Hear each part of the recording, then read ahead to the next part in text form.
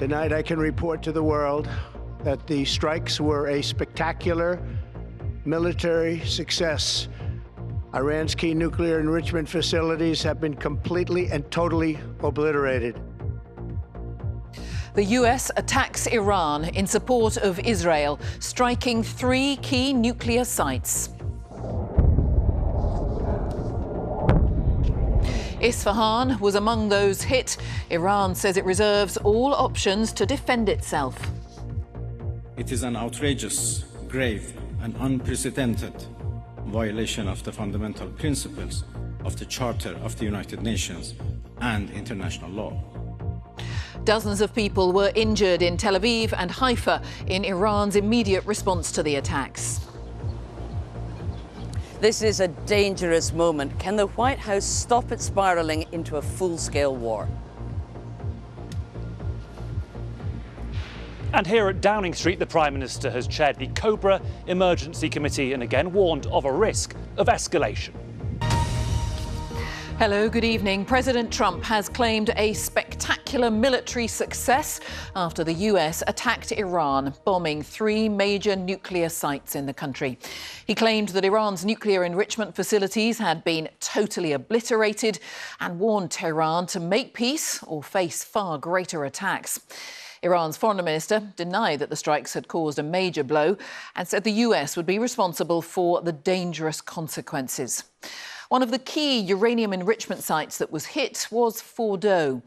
These are the latest satellite images of that area. It's difficult to assess the extent of the damage because the site is built deep under mountains. The US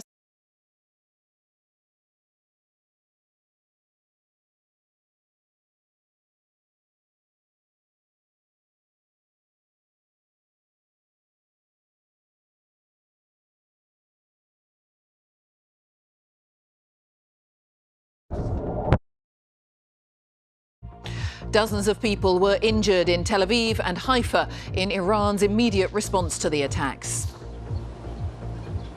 This is a dangerous moment. Can the White House stop it spiralling into a full-scale war? And here at Downing Street, the Prime Minister has chaired the Cobra Emergency Committee and again warned of a risk of escalation.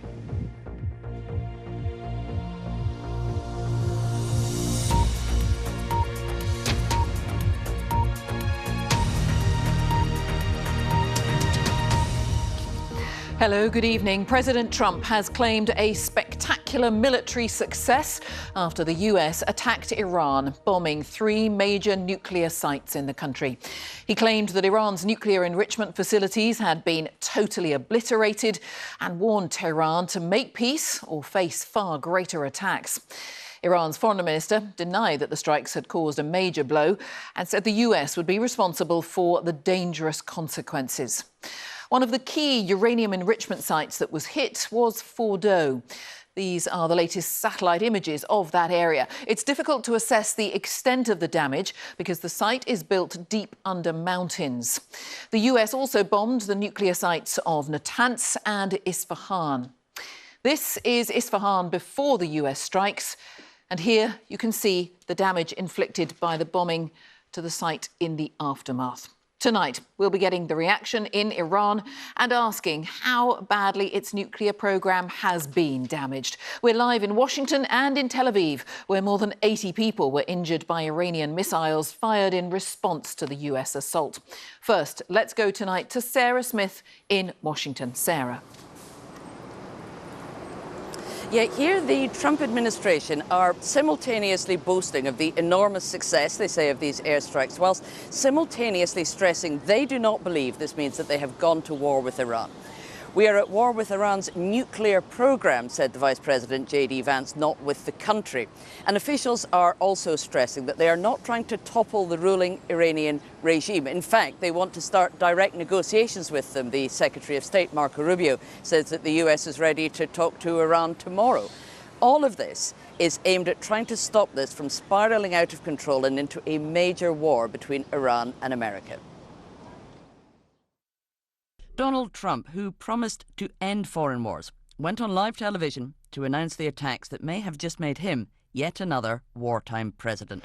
Tonight, I can report to the world that the strikes were a spectacular military success. Iran's key nuclear enrichment facilities have been completely and totally obliterated. Iran, the bully of the Middle East, must now make peace. If they do not, future attacks will be far greater and a lot easier. In the White House Situation Room with his top security officials, President Trump, making the final decision to attack, had to calculate what the consequences might be. Will airstrikes against Iran's nuclear sites result in attacks on US forces that could start a full-scale war? In these pictures from Isfahan, you can see and hear the airstrikes hitting one of the 3 nuclear sites attacked. Iran obviously knew this was a possibility, but may not have been expecting it so soon. President Trump had said he would take up to 2 weeks to decide whether to take military action. At the Pentagon, they want to say this operation is already over. Iran should not respond. The operation President Trump planned was bold, and it was brilliant, showing the world that American deterrence is back. When this president speaks, the world should listen. This Pentagon map shows warplanes taking off from Missouri in the American heartland and flying a 40-hour round trip to deliver their enormous munitions, 14 bunker buster bombs. What damage did they do? These satellite photographs show the underground nuclear site at Fordo before and then after the airstrikes. The B-2 bombers totally obliterated the site, claimed Donald Trump. The US military haven't actually made a final assessment, but say the facility has been severely damaged, not destroyed. Iran has said it will respond in self-defense. It hasn't said how.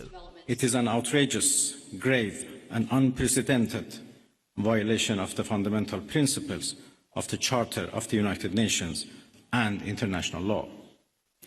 The warmongering and lawless administration in Washington is solely and fully responsible for the dangerous consequences and far-reaching implications of its act of aggression. The US Congress was not consulted before the strikes. The president can take limited military actions without it. Only Congress can authorize going to war. Democrats claim Mr. Trump has acted unconstitutionally. But there's a reason to bring this to Congress, and it is you want the Congress bought in. You want the American people bought in on an action this substantial that could lead to a major outbreak of war. That major outbreak of war could be triggered if Iran attacks American forces stationed in the region. Several US bases are within reach of Iran's short-range missiles. If an American is killed, President Trump will surely retaliate. This is a delicate and dangerous moment in the Middle East. Sarah Smith, BBC News, Washington. More than 100 US warplanes, including stealth bombers, were used to carry out the attacks. Here's BBC Verify's Merlyn Thomas. The US attack on Iran relied on secrecy, decoys, and weapons that have never been used before. Just after midnight Eastern Time, B-2 bombers set off from the US Whiteman Air Base in Missouri and headed west. That was a decoy. Shortly afterwards, 7 B-2 bombers quietly flew east with minimal communications on an 18-hour trip to Iran. By 5 p.m, a US submarine launched 24 land attack cruise missiles against key targets at the Isfahan nuclear site. Around an hour later, the bombers entered Iranian airspace, where several deception tactics were used. Between 6:40 p.m. and 7:05, all 3 nuclear sites, Natanz, Isfahan and Fordo, were hit.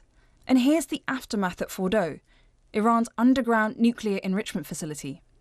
High-resolution images show 6 fresh craters, likely the entry points for US munitions. There's no huge blast effect here, because the bombs used aren't designed to detonate on entry, but deep underground in the facility. Grey dust that can be seen scattered across the mountainside suggests concrete debris had been blown out by the explosions.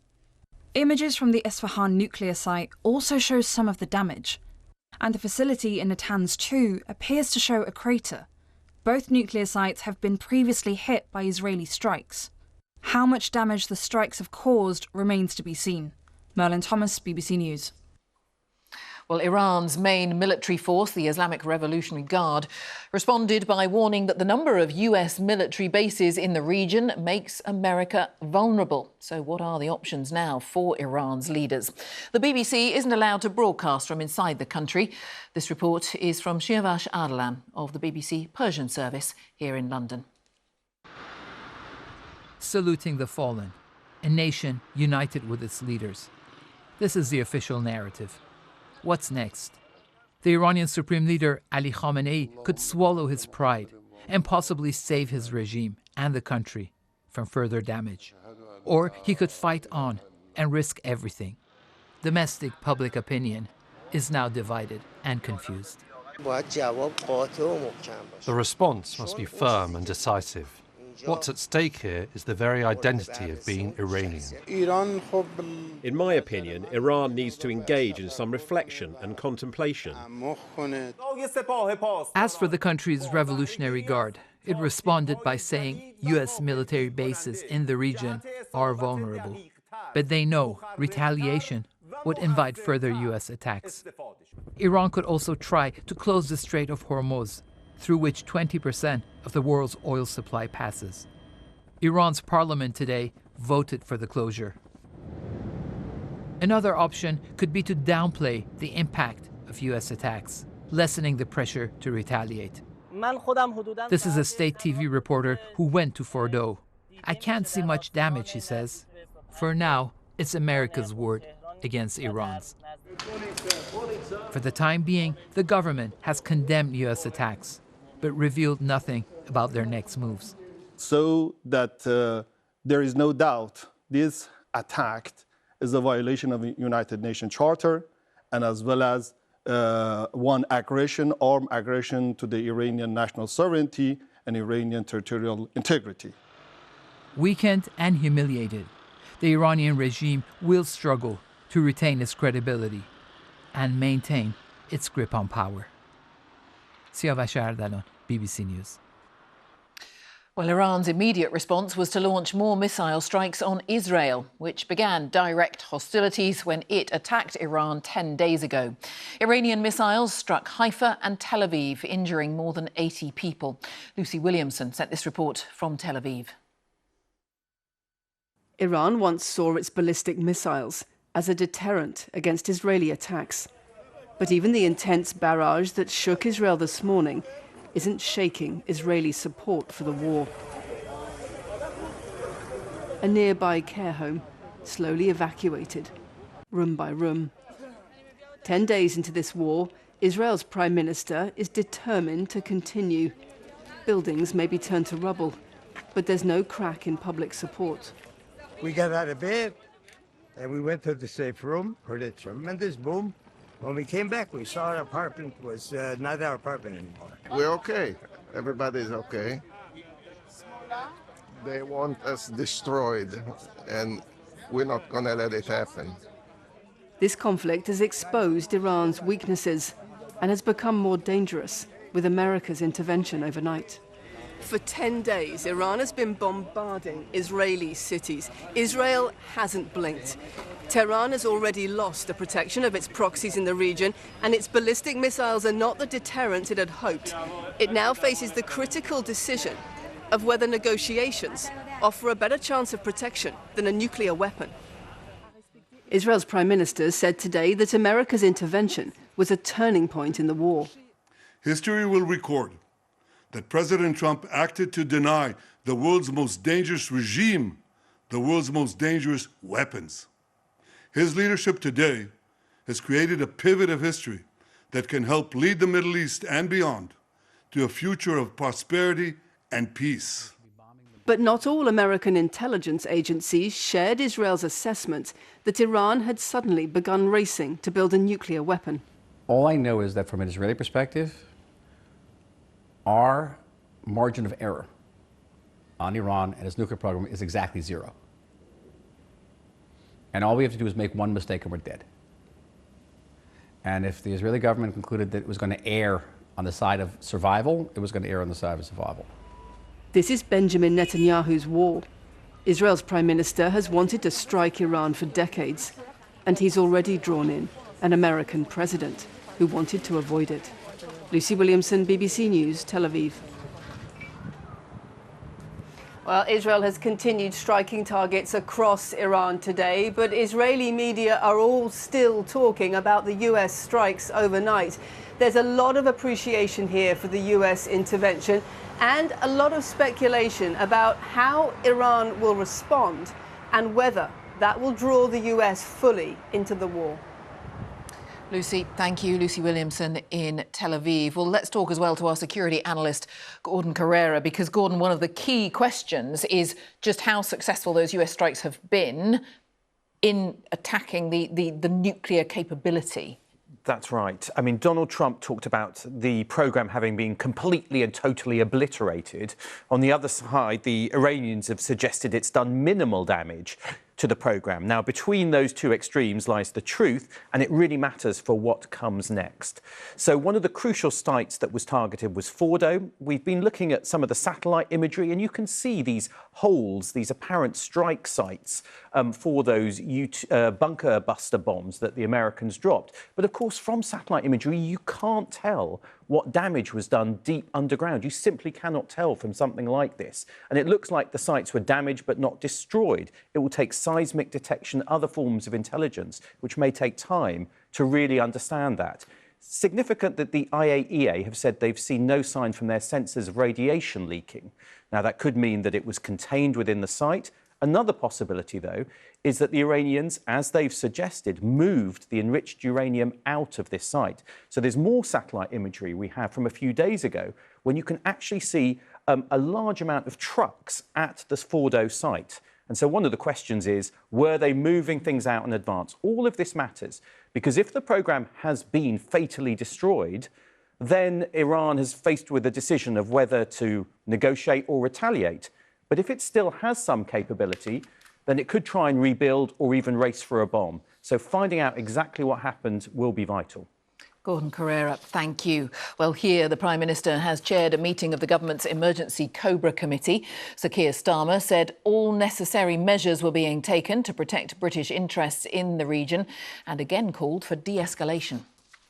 We've long had concerns about the Iranian nuclear programme and been very clear that Iran cannot have a nuclear weapon.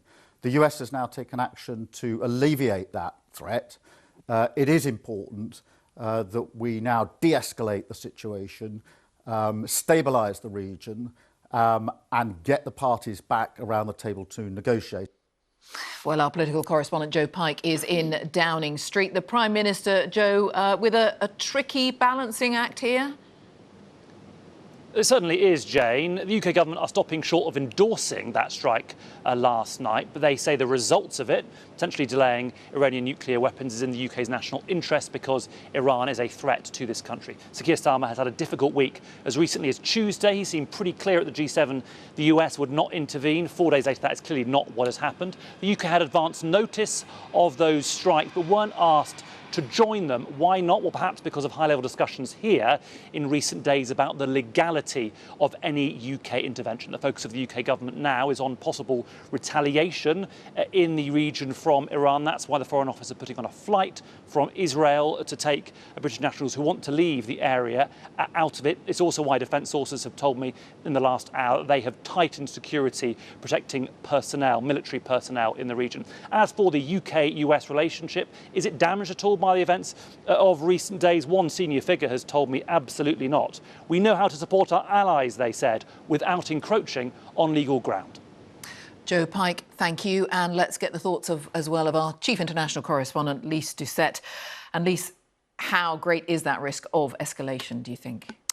It's a very real risk. The ball is in Iran's court, as they say, and the final say rests with the supreme leader. He's 86 years old, aging, ailing, said to be hiding in a bunker now, but he is the commander-in-chief, and he has spent decades trying to avoid exactly this kind of a confrontation. If he does too little, he loses face, especially with his hardline supporters. If he does too much, he risks losing everything. But right now, Jane, there are no good options for Iran. As we've been hearing in this program, if he attacks US military bases, it will trigger a major retaliation in a war Iran cannot win. If it closes the main oil waterway, the Strait of Hormuz, that could also backfire. Now, President Trump wants Iran to de-escalate by coming back to the negotiating table. For Iran, even that is surrender, because the US has made it clear that Iran has to go down to zero enrichment. So to avoid this escalation, the phone lines are burning. Leaders the world over are talking to both sides. But what seems clear now is the leader who has President Trump's attention is Benjamin Netanyahu of Israel. And he's made it clear he wants to go all the way.